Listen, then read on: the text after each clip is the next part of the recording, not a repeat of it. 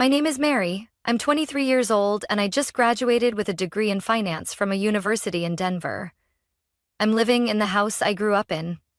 A charming little place with a white porch, a pale blue wooden fence, and a lavender garden my mother used to tend to every day. But let me tell you where it all began, and why this peaceful home became the center of everything I never saw coming. My mother passed away 5 years ago from pancreatic cancer. She died just as I turned 18, right before my high school graduation. It was the darkest time of my life. My mom was thoughtful, sharp, and quietly strong. Ever since I was little, she planned everything meticulously. She worked as a senior tax analyst at a financial firm, and thanks to her savings and smart money management, she bought this house even before she met my father. "This house is yours, no matter what happens," she once told me, her voice calm even as her body struggled through chemotherapy. My parents used to love each other. At least I used to think so. They got married when I was 3, and their marriage lasted nearly a decade before it fell apart. When I was 12, my father, John, closed his bedroom door, packed his gray suitcase, and quietly left the house on a Tuesday afternoon. No goodbyes, no tears, no fights. He just never came back. I don't remember exactly how my mother reacted that night, but I do remember the look in her eyes when I asked, "Where did Dad go, Mom?"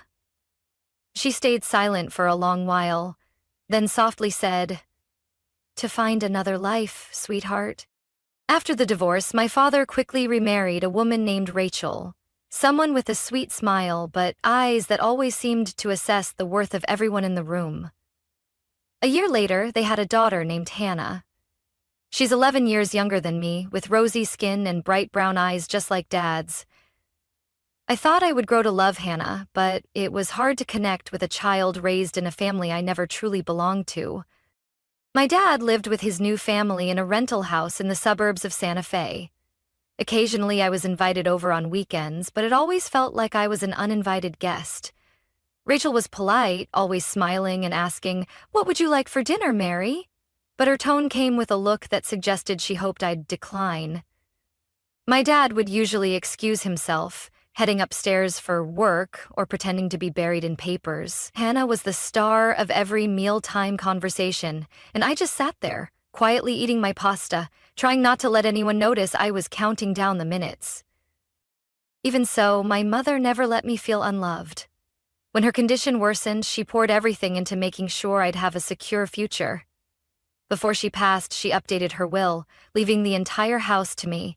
She even had her lawyer send me a copy, along with a handwritten letter. "This house is the home you can always return to. Never let anyone make you feel like you don't deserve it." And I believed her, until things started to change, after I allowed someone back into my life.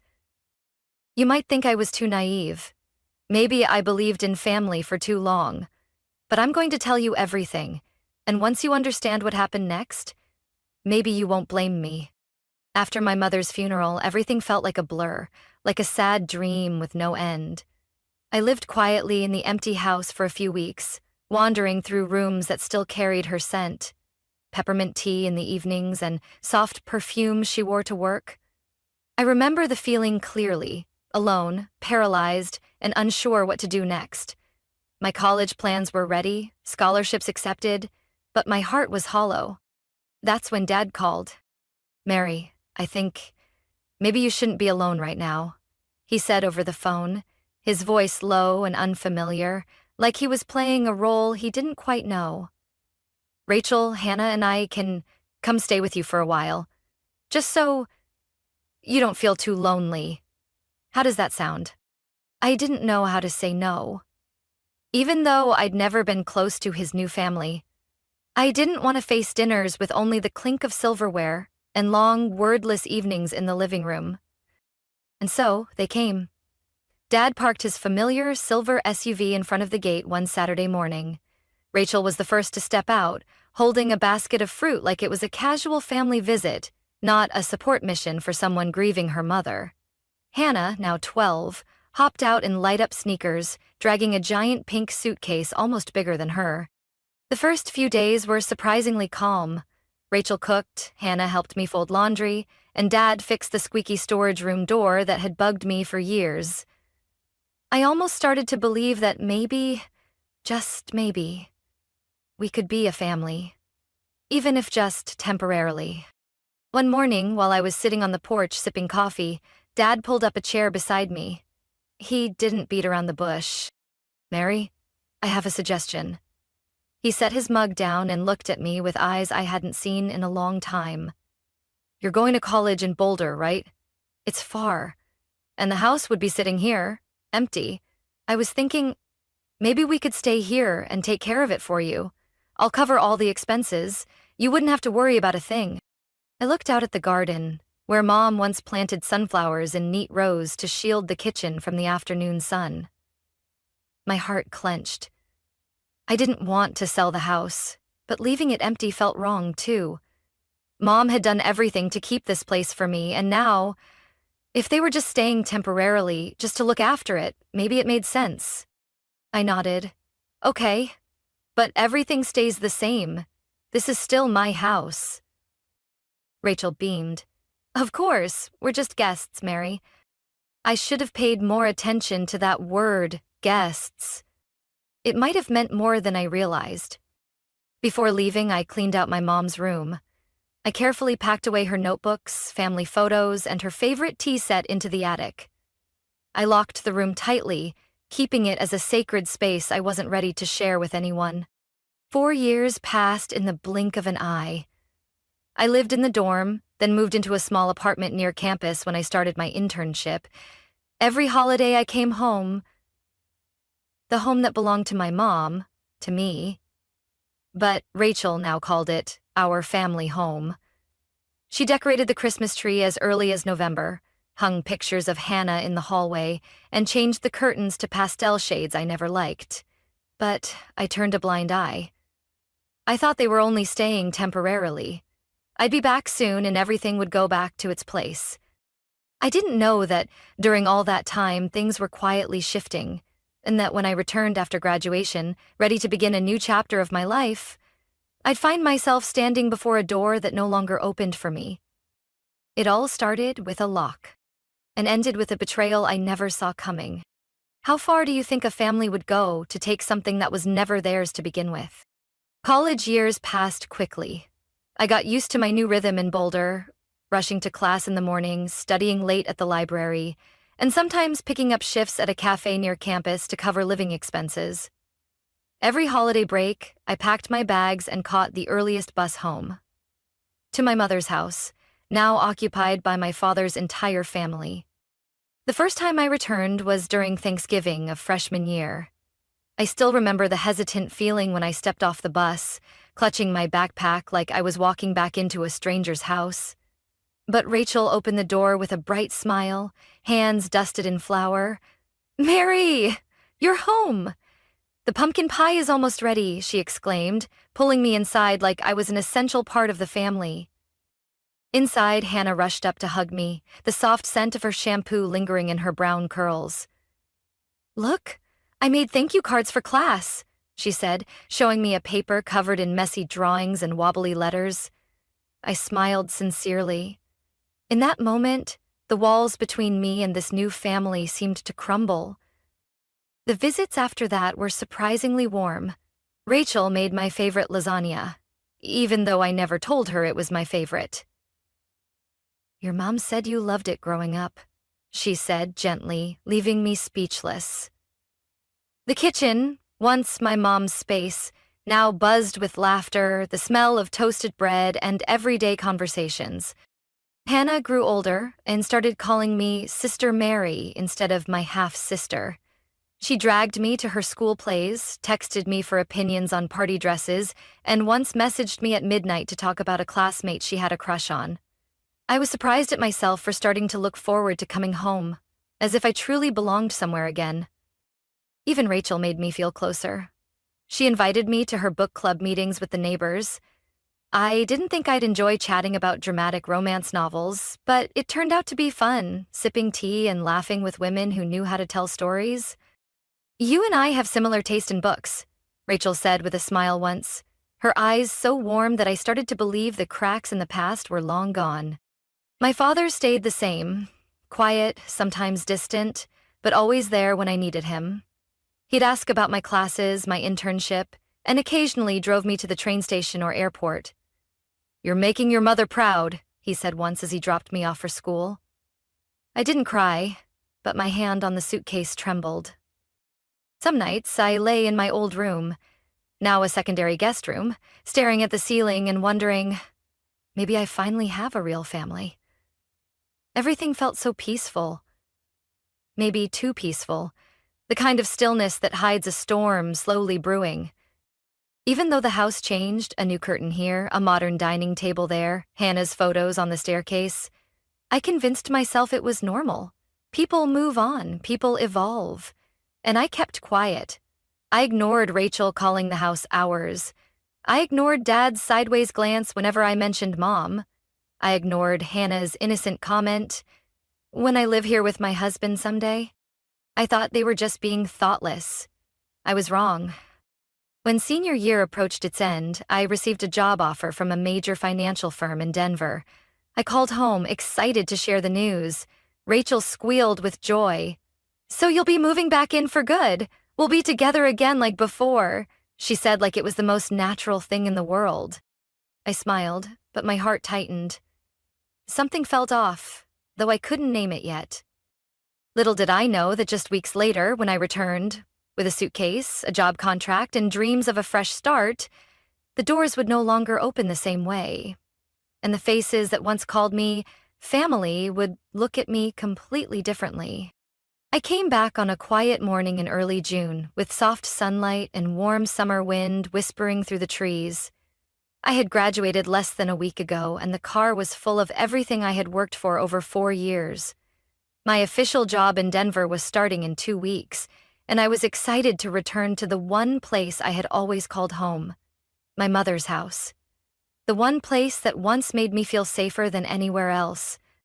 But the moment I stepped out of the car, I knew something was wrong. The white gate I had repainted in my sophomore year was now replaced by a shiny new iron one with a keypad lock. The lavender bushes my mother once planted had been torn out and replaced with neatly trimmed roses, cold and perfect. A strange chill crept into my chest as I approached the front door, holding my old key. I inserted the key, but it wouldn't turn. I tried again, and again. Confusion turned into anxiety. I knocked, no answer. After a few moments of just standing there, stunned, I pulled out my phone and called my dad. No one picked up. I tried Rachel, still nothing. Finally, I rang the doorbell. Nearly a full minute passed before the door creaked open. Rachel stood there in a silk robe, her hair curled neatly, lips lightly glossed. Her eyes, when she saw me, held no surprise. Only a quiet displeasure. I couldn't quite understand. "Mary?" she said flatly, like I was a delivery driver who showed up too early. "Why was the lock changed?" I asked, trying to keep my voice steady. Rachel raised an eyebrow. "Oh, we just had it updated. There've been a few break-ins in the neighborhood, so we decided to improve security." "No one told me, and this is my house," I said firmly, feeling my palms start to sweat. Before Rachel could respond, my father appeared from inside. He wore a button-down and khakis, still holding his ceramic coffee mug. But when he saw me, he froze, the cup nearly slipping from his hand. "You're back?" "Yes. I told you I'd be coming this week. You remember that, right?" He nodded slowly, then glanced at Rachel. "Mary, come inside. We need to talk." We stepped into the study, the room where my mom used to read every night, now redecorated with a strange rug and a few lifeless abstract paintings. I sat down, heart pounding. "What's going on?" I asked directly. He sighed. Then he began. He told me that after my mother passed, he wanted Rachel to feel secure, so he lied. Said the house had once been shared property and that after the divorce it became his. He told Rachel that I was only allowed to stay temporarily, out of kindness, and once I left for college the house would belong to his new family. I sat there in shock, like the air had been sucked from the room. You what? You know this house was Mom's. She bought it before she met you. She left it to me. There's a will. My dad looked down, silent. Rachel thinks this house is yours? Yours, theirs? I asked, my voice almost breaking. I'm sorry, he whispered. Things were messy back then. I just wanted to keep the family stable. Stable? I stood up abruptly. By taking my house and pretending it doesn't belong to me? He pulled a set of keys from his pocket. These are the new ones. I was going to tell Rachel the truth, I just hadn't found the right moment. The right moment? I let out a bitter laugh. Was the right moment when I came home and got treated like a stranger at my own front door? I grabbed the keys, my hands shaking with anger. Everything had seemed so peaceful that I didn't notice the cracks widening beneath the surface. Now they had burst wide open. Mary? My dad called out as I walked out of the room. I didn't look back.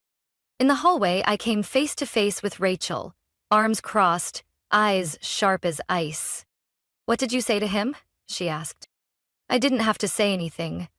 This is my house, and I'm staying, I replied, my voice firmer than ever. But I knew this wasn't over. Once the truth is revealed, masks fall off, and when that happens, I needed to be ready for the storm brewing beneath the surface. Since that tense conversation in the office, the atmosphere in the house completely changed. I could feel the coldness in every glance, every deliberately loud step echoing through the hallways that used to be peaceful. When I returned home, I thought I was just confronting a lie, but in the days that followed, I realized I wasn't just betrayed. I was being slowly pushed out of the very house that bore my name. Rachel no longer pretended to be friendly. Every morning she took over the kitchen, cooking, blasting music, filling every corner with her presence. If I walked in to grab a glass of water or make coffee, she would immediately block the sink or stand in front of the fridge, as if I were some intruder. "Oh, Mary, are you using the kitchen?" she'd say in a syrupy sweet voice. "You probably didn't notice, but I just cleaned the floors. Dirty shoes." Her tone was polite on the surface, but sharp enough to make me want to turn away. And Hannah, the same girl who once called me Sister Mary with such excitement, now barely looked at me. Every time I walked into the living room, she'd pick up her phone and scroll, occasionally making comments loud enough for me to hear. "Mom, I don't get why someone is still living here and hasn't left yet." Or worse, "She used up all the milk again. Guess she's planning to freeload forever." I used to think Hannah cared about me, that age and blood didn't matter as much as sincerity. But maybe I was just naive. Or maybe my trust was being suffocated, bit by bit, in the very place I once called home. Meals started coming without a fourth plate. Strangely, 3 portions were always laid out neatly, but mine never appeared. One day I asked softly while Rachel was setting the table, "Can I help with anything?" She turned and smiled. "Oh, I didn't know you were still here. I figured you'd be out eating with friends." I didn't reply. I went back to my room, made instant noodles, and ate in silence while laughter drifted from the living room. Dad barely said anything. He tried to make peace by leaving a box of cookies on my desk or secretly filling up my car's gas tank in the mornings. But whenever I tried to talk seriously, he looked down or pretended to take a call. I began to feel like I was living off someone's pity, in the very house my mother left me, in the very space that was once mine, once the only home I had left. I didn't invite friends over anymore, nor did I feel like decorating my old room again. I spent most of my time out, working at cafes, preparing for my first day at the new job. One day I came home earlier than usual and heard laughter from the living room. Rachel and 2 of her friends were sipping wine, chatting cheerfully. "This house is amazing. I still can't believe it wasn't always yours." Rachel laughed. "Patience gets you everything." I froze behind the kitchen door, my hand clutching my folder. Something inside me cracked. It wasn't just anger anymore. It was the clear realization that I was being erased from my own life, piece, by people I once thought were family. That night, I sat in my room, watching the soft glow of streetlights through the curtains. I I was no longer the 18-year-old girl scared and lost after her mother died. I was Mary, 23, educated, employed, and proud. And I began to understand. If I didn't stand up and claim my rightful place, no one would do it for me. Maybe they thought I'd leave quietly, but they forgot something my mother once taught me. Kindness is not the same as submission. And starting tomorrow, I would fight back. Not with rage, but with determination.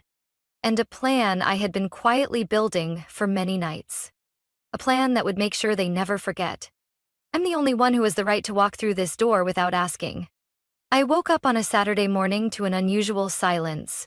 No clattering pans, no smell of burnt toast, no pop music blasting from Hannah's phone. Everything was eerily quiet, as if the house had suddenly stopped breathing. At first, I thought they had gone grocery shopping or out for breakfast. But as I walked downstairs, I realized something was very wrong. The kitchen was spotless, untouched. Not a single cup, not a dirty plate in the sink. The living room was unnaturally tidy. Dad's coat was missing. So were Rachel's and Hannah's shoes by the entryway. I went to the garage. The silver SUV was gone. I pulled out my phone and texted Dad. "Where is everyone?" No reply. I called. It rang, then went to voicemail. Anxiety started to creep into my chest. I tried Rachel. No answer. Hannah's phone was on Do Not Disturb. I tried one more time, this time with a video call. Surprisingly, Rachel answered. The camera didn't show clearly where she was, but the background sounds said everything. Waves crashing, tropical music playing, people laughing. Rachel tilted her head, her face appearing on screen. Her oversized sunglasses covered half her face, but I could still see the annoyance behind them. "Mary," she said, clearly not thrilled to see me. "I thought you'd be busy with work." "Where are you?" I asked directly. Rachel let out a dry laugh. "Bahamas, sweetheart. Brand new resort, ocean view room, 5-star service. I guess your dad forgot to let you know." I froze. No one said anything. I thought, "Yeah, you thought a lot," she cut in, her voice turning ice cold. "But you need to grow up a little, Mary. We needed a break, not to bring extra baggage." "Baggage?" I repeated, my voice dropping. Rachel took off her sunglasses and looked straight into the camera. "You're living off us in our house, eating our food, using our utilities, and still acting like you're the owner. You think that can go on forever?" I was speechless. "Your dad might be soft, but I'm not," she continued. "When we return next week, you won't be there anymore. Pack up your things and leave. If you have any dignity left, you won't wait to be thrown out." I opened my mouth to respond, but Rachel ended the call before I could say a word. The screen went black, and I sat there, in the house my mother left me, now treated like an intruder. I didn't cry. Not this time. Instead, I stood up and walked through the house, looking at every item that had been changed over the last 4 years. My mother's wedding photo, gone. The old antique wall clock she once repaired herself, replaced by a soulless modern piece of metal. The living room where she and I used to watch weekend movies had become a showroom for Rachel's overpriced vases and Persian rugs that didn't match the house's character. I understood now. This was never about sharing. It was a slow invasion, piece by piece, detail by detail, until they turned this place into their own and erased all traces of my mother. Of me. But they underestimated me. I wasn't the 18-year-old girl who used to stay quiet and endure. I was Mary. I was the legal heir. And this time, I wouldn't let anyone push me out of the home that rightfully belonged to me. I opened my laptop, found the email from my mother's lawyer, and pulled up the copy of her will. I printed it out. Then I called a moving service. 1 week. I had 1 week to prepare. And I swore, by the time they came back, no one would dare call me a freeloader again. I started with the storage room. Each suitcase, every shoebox, every decorative item Rachel had brought back from her fancy trips, I packed it all up carefully, making sure not to damage anything, but also without a hint of sentimentality. I wore gloves, labeling every box with their names. R. Miller, Hannah, John. I gathered the piles of random papers they had scattered around the office, Hannah's school flyers, bank letters, even a few unused Christmas cards, and stacked them neatly in the corner of the garage. It took 2 full days to remove every trace of them from each room. I opened the windows, letting sunlight pour into the living room, light that Rachel had blocked for years with her heavy drapes. I took down their tasteless wall art and replaced it with photos of my mom, with an old painting she once made of me as a child, with memories that truly belonged in this space. On the morning of the 3rd day, I called a locksmith. He arrived within an hour, tools in hand and a calm smile on his face. "All 3 locks, right?" he asked, looking around the house. "I want every old key to stop working," I said without hesitation. When he left, I held 3 brand new keys in my hand, and for the first time in years, I felt strangely light. No more fear of them sneaking in during the night, no more feeling like a guest in my own home. This was my house, and now every lock confirmed it. I still kept their belongings in the garage. I didn't want to be accused of throwing anything away. I didn't need to do anything wrong. Because they were the ones who had been wrong all along. Exactly 1 week later, the familiar silver SUV pulled into the driveway. I had just gotten home from my first day at the new job. As I parked, I saw Rachel standing in the walkway, eyes wide, face flushed with fury. Hannah lingered behind the car, headphones in, but watching every move. My dad stepped out of the passenger seat, pulling a suitcase, his face weighed down like someone returning from defeat. "Mary!" Rachel shouted as I approached the door. "What do you think you're doing? How dare you change the locks? How dare you throw our things into the garage like that?" I stopped at the steps, turned around, keys still in hand. "I didn't throw anything. I organized. Your stuff is untouched. I just took my house back." Rachel laughed, harsh and mocking. "Your house? This has been our family home for the past 4 years. I pulled out the printed copy of the will from my bag. Official, notarized. My mother bought this house before she even met Dad. She left it to me. It's under my name, clearly stated in her will. I stayed silent for too long so you could live here comfortably. Not anymore." She turned to my dad. "John? You're really going to let this happen?" He remained silent. Hannah looked away. The air was thick, as if time itself had stopped. "Say something," Rachel nearly shouted. Finally, my dad spoke softly. "Mary's right. This is her house. We need to leave." Rachel froze, her smug smile disappearing. In an instant, she seemed to crumble. "Oh, come on. I didn't mean to actually kick Mary out. I was just upset." Her voice softened in a way that was almost hard to believe. I saw you as family, Mary. You know that?" "No," I replied coldly. "You never saw me as family. You saw me as an obstacle." She stepped closer, reaching out as if to hug me. "Mary, I'm sorry. Let's start over, okay? I know I was harsh at times, but I only wanted what's best for this family." I stepped back. "You can do what's best right now. Leave my house." Rachel stood stunned. My dad bowed his head and quietly pulled his suitcase toward the garage. Hannah stood there, eyes glassy, but said nothing. I opened the door and left them outside. Rachel yelled a few more things about ungratefulness, family, kindness. But I didn't respond. When the door closed behind me, I felt lighter. Not because I won, but because I finally said what should have been said long ago. This house, at last, was truly mine, not just on paper, but in every way that mattered. And from now on, no one would enter, unless I said so. Since that day, I no longer heard the clattering footsteps on the stairs in the early morning. No more of Rachel's complaining echoing from the kitchen.